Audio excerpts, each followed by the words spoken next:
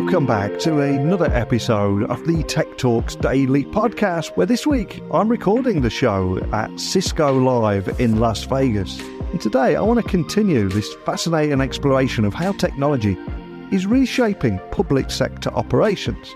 Because we've all heard the narrative that private sector is light years ahead of the public sector, especially when it comes to technological innovation. However, this perspective or myth is being increasingly challenged, with countries from Estonia to the US leading the charge in breaking down these barriers. It's something that I'm seeing firsthand, and the result is an exponential rise in public expectations from government services. Now, one of the game-changing solutions creating a buzz here at Cisco Live is Cisco's full-stack observability, which provides end-to-end visibility across all applications, infrastructure and network layers. And with the promise of improved visibility, faster problem resolution and enhanced collaboration, scalability and increased security, full-stack observability appears poised to usher in a whole new era of IT operations and business performance. But of course, all this sounds great in a keynote, but how does it all work in practice? Well, to help me get to the heart of this, I'm delighted to welcome Brad Walsh, Lead Program Manager for Application Performance Management at the Indiana Office of Technology.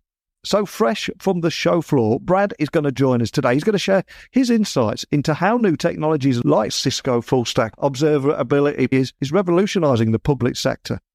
But enough from me. Buckle up and hold on tight, because no matter where you're listening in the world, I'm going to beam your ears all the way to Cisco Live here in Las Vegas, where Brad is going to share his insights and experiences. So a massive warm welcome to the show. Can you tell the listeners a little about who you are and what you do?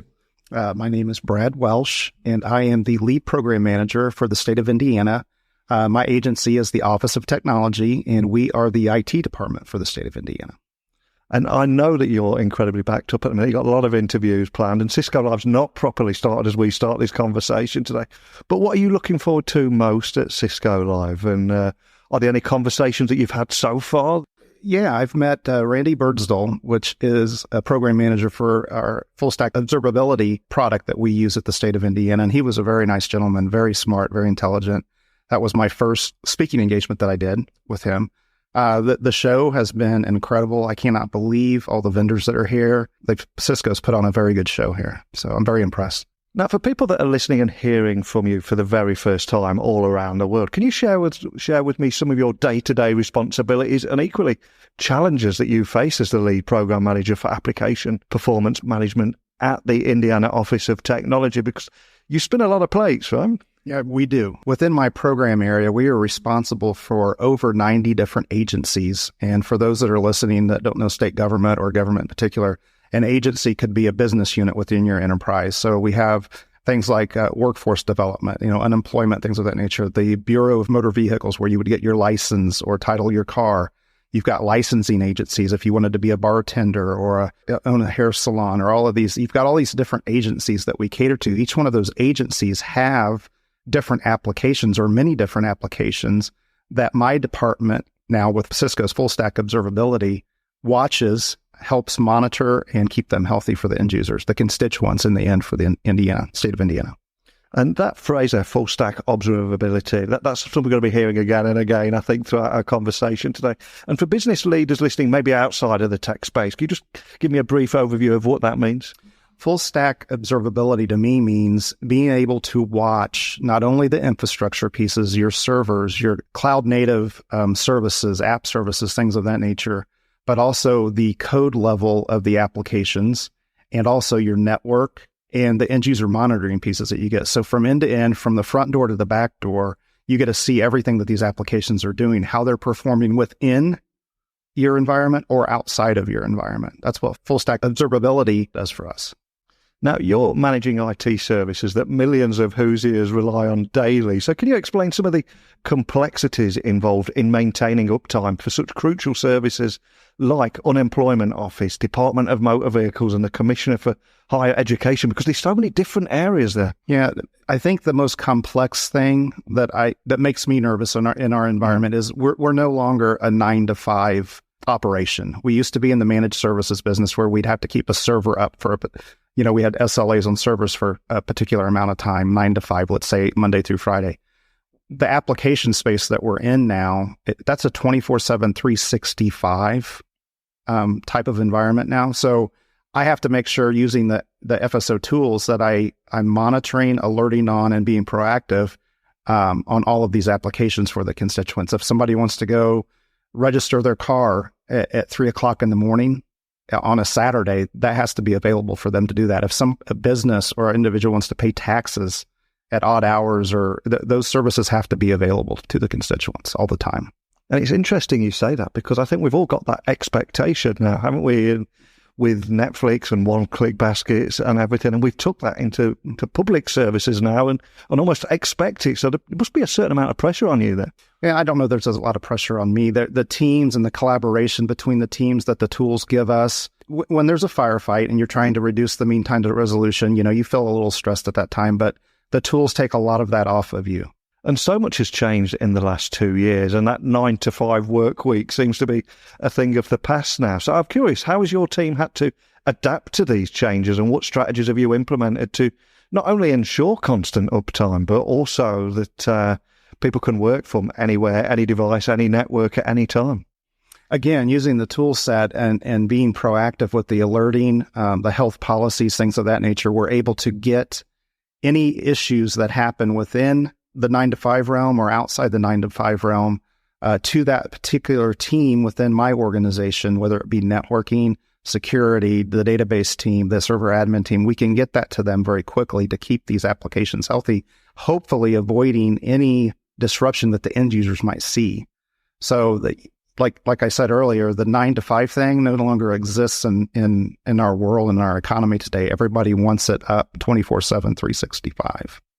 100%. And collaboration with third-party technology providers, such as Cisco, I would imagine, is pivotal for your work. So can you tell me a little bit more about the role that Cisco full-stack observability plays in supporting your mission to maintain system uptime for the state's public services? Yeah, well, it's invaluable. And as we mature the program and as the platforms in full stack mature, we'll have more and more tools available to us to provide the services that we need to the state constituents, to the agencies, our agency partners in these applications that they support and provide to the citizens.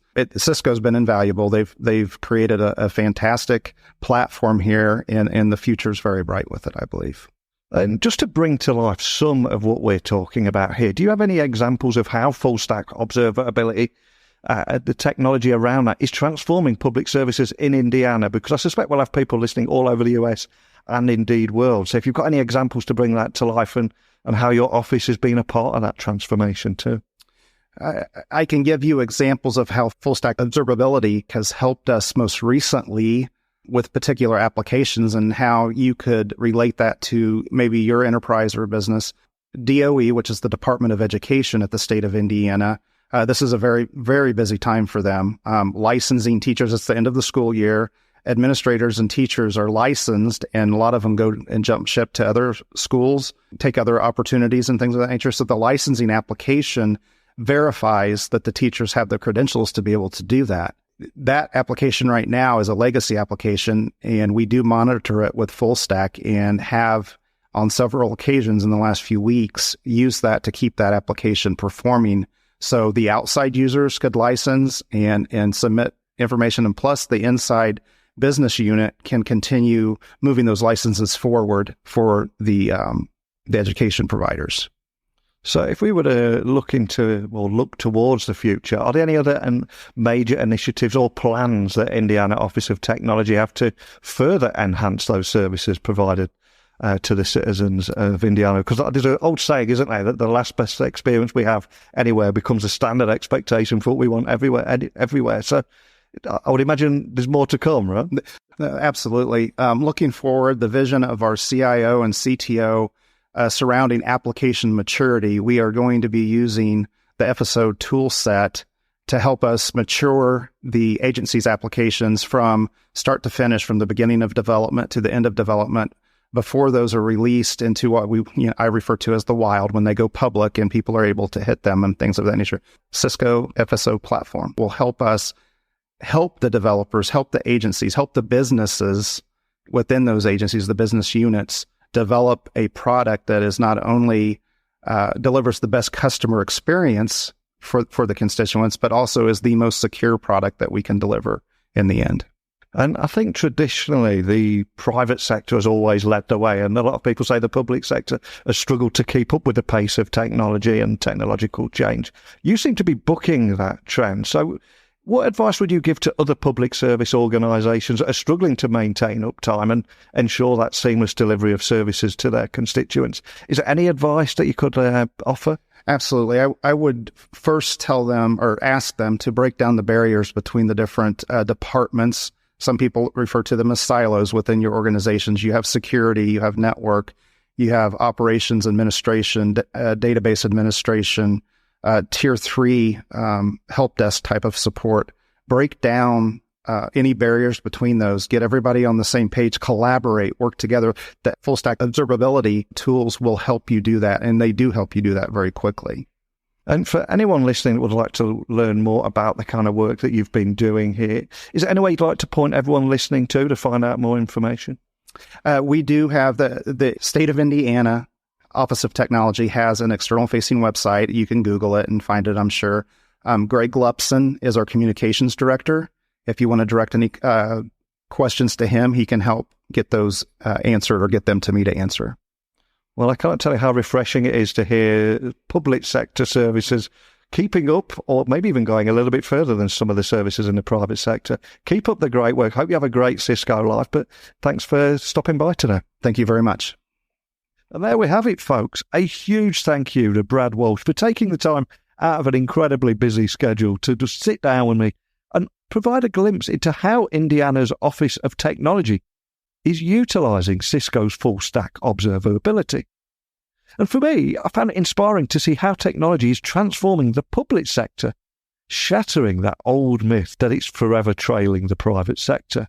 But that's it from today at Cisco Live. One thing that I'm learning here is keep your expectations high from technology and continue to observe how it's reshaping the world around us. Remember, if there's anything you'd like to add to today's conversation, email me, techblogwriter@outlook.com, send me a DM on Twitter or LinkedIn @NeilCHughes. We'll keep this conversation going. But I'll be back again tomorrow with another guest from the show floor. But just a big thank you for listening as always. And until next time, don't be a stranger.